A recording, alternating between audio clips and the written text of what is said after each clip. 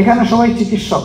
রাসূল করিম সাল্লাল্লাহু আলাইহি সাল্লামের প্রেসক্রিপশন যদি আমি আমার তামাম লাইফে ফলো করি, তাহলে স্ত্রীর জন্য আমি আদর্শ স্বামী, যারা বোনেরা আছেন তারা স্বামীর জন্য আদর্শ স্ত্রী, সন্তানের জন্য আপনি আদর্শ পিতা কিংবা মাতা, মা বাবার জন্য আপনি আদর্শ সন্তান, শ্বশুর শাশুড়ির জন্য আপনি আদর্শ বধূ কিংবা জামাতা, প্রতিবেশীর জন্য আপনি ভাই কিংবা বন্ধু, কর্মস্থলের সঙ্গীর জন্য আপনি তার কল্যাণকামী আপনজন।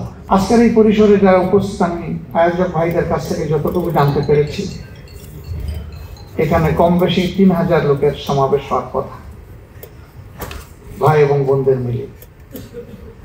সকলেই সুশিক্ষিত এবং এও আমি বিশ্বাস করি কোরআন সকলের কাছে পরিচিত, কিন্তু কোরআন আমার বন্ধু কিনা,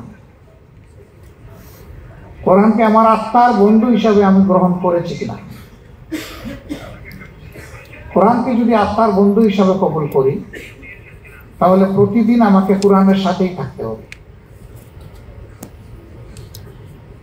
আমরা যদি এটা বিশ্বাস করি যে এই কোরআন বুকে নিয়ে দুনিয়ায় বাঁচবো, এই কোরআন বুকে নিয়ে দুনিয়া থেকে বিদায় নেব এবং এই কোরআন বুকে নিয়ে আল্লাহ তাআলার সামনে দাঁড়াবো, তাহলে কোরআনকে ছেড়ে আমাদের একটা সাহসও চলে না। হ্যাঁ, 24 ঘন্টার প্রত্যেকটি মিনিট আমি তেলাওয়াত করতে পারবো না, কিন্তু কোরআনের শিক্ষা 24 ঘন্টার প্রতিটি মিনিট ঘুমের মধ্যে আমার পক্ষে বাস্তবায়ন করা সম্ভব।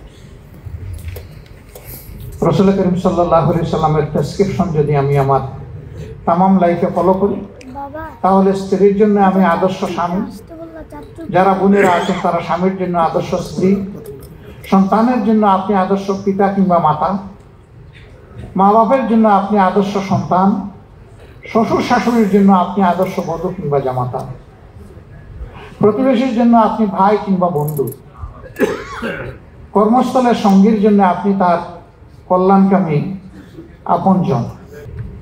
যখন এই সকল জায়গা থেকে অন্তরের অন্তঃস্থল থেকে সাক্ষী আসবে, তখন আপনি একজন সার্থক ইমানদার, সার্থক মানুষ, আপনি সার্থক রোজাদার। এখানে সবাই চিকিৎসক। একজন রোগীকে দেখার জন্য পর্যাপ্ত সময় দিয়েছেন কিনা, তাকে কাউন্সিলিং করেছেন কিনা, তাকে সৎ পরামর্শ দিয়েছেন কিনা, তার ঔষধগুলা পত্রগুলা বুঝিয়ে দিয়েছেন কিনা, ঔষধ লেখার সময় বিশেষ কোম্পানির দিকে আপনার হাত চলে গেছে কিনা।